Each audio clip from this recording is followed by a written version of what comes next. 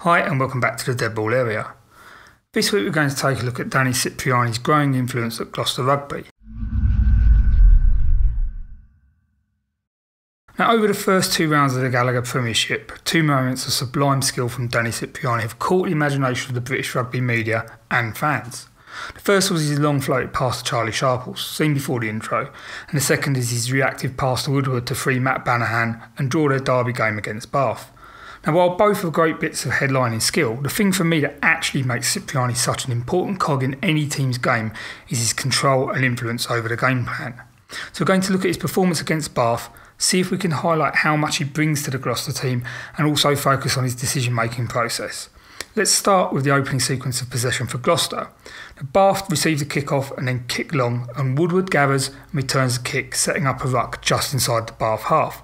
And we can see Cipriani on the left of the ruck showing little interest in getting the ball, and Gloucester play right and lose some ground.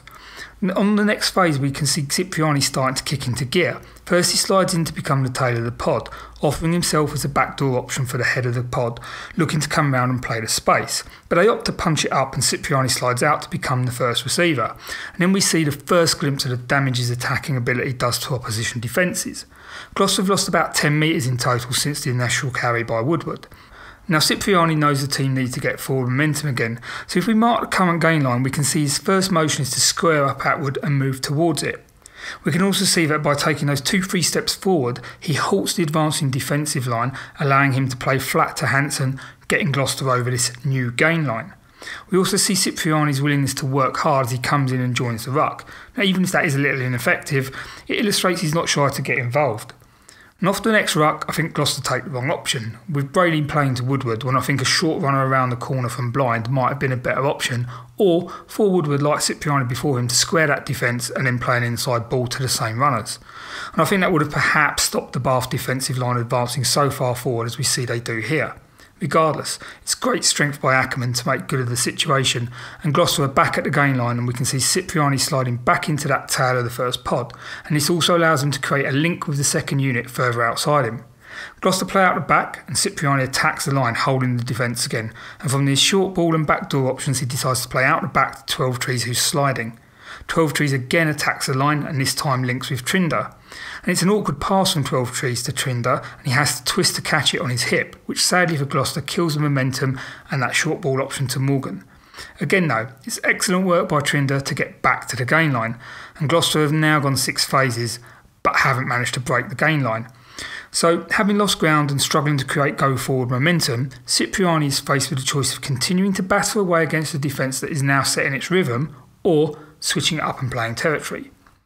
Burns has dropped to 15, he's out of shot, thus killing the long kick in at the corner, so Cipriani, spotting the chance to turn his heavy defence, chips in behind it.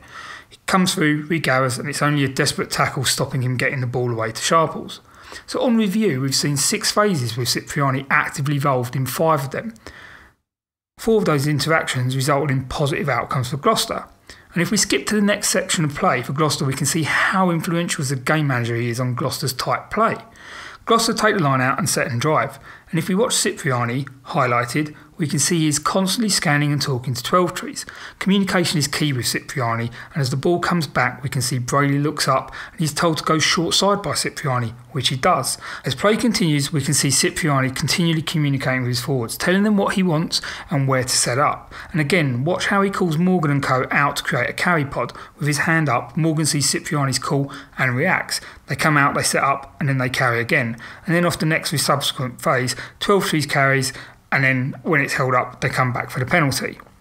Now in the Brady try we again see Cipriani controlling the game despite being off the ball. First we can see him pointing out where to attack, and even though it goes wrong as Gloucester tidy it up, we can see him looking and scanning and seeing what to do. They go short, reset, but then again watch how Cipriani comes in, organises his forwards, and again on the next phase watch how he's continually scanning, gesturing what's happening, talking to those around him, including 12 Trees who's running in the first receiver position.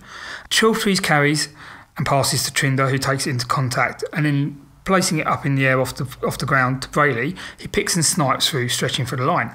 Interestingly, in both these sequences of play, Cipriani never touches the ball, but he's continually involved, continually running the game, and in both sequences we can see exactly how much of a positive influence he has on this Gloucester tight game. Finally, let's look at Ackerman's try. Gloucester steal the ball and use Hansen to punch it into midfield. And from the next phase, Cipriani puts in a huge raking kick. He's unlucky with a bounce as it comes back in field, but that kick has gone 60 metres. Turned the entire Bath team, including Homer, who's pushed into the corner on his weaker foot. And now Homer really has no options. His entire team is still chasing back and isolated. He decides to go downtown and kicks it long down the 5 metre channel. And we can see nearly all of Bath offside and no position to positively influence the outcome. And this gives Woodward time to gather, have a look, make a decision, which he does and brings it back to halfway. Now 12 trees and Trinder work it down the blind side, and once they've been recycled we can see that Bath's defence have actually done well to get set, but their spacing is actually quite fractured. They have first and second defenders, and then Outward has drifted off into the transition, and in Outwards there's a little bit fractured more.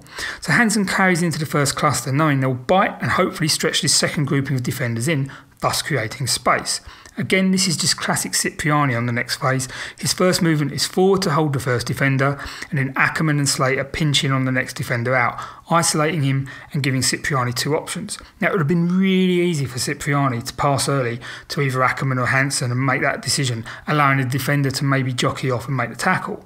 But instead, he pulls up on the defence, waits for Bath to make his decision for him, and then he hits that free runner, sending Ackerman cantering through from Bath's 10 metre line for a wonderful try. Now, we've essentially looked at about 4 to 5 minutes of play under Cipriani, but I think this shows how influential he is on the team, possibly more so here than he was at Wasps, where Gopperth and Robson were both heavily involved in game management. Either way, I think we can see that Cipriani is so much more than this maverick 10 he's often portrayed as, and it'll be interesting to see if he and Gloucester can keep up this shape and tempo through to the European Games this season. I think if he does, we could see him really pushing to retain the England shirt, despite Ford's promising form with Leicester. Now that's it for this week. If you have any comments or you have any questions, please feel free to leave them in the comments below the video. Don't forget to follow me on Facebook and Twitter. See you next time. Thanks very much.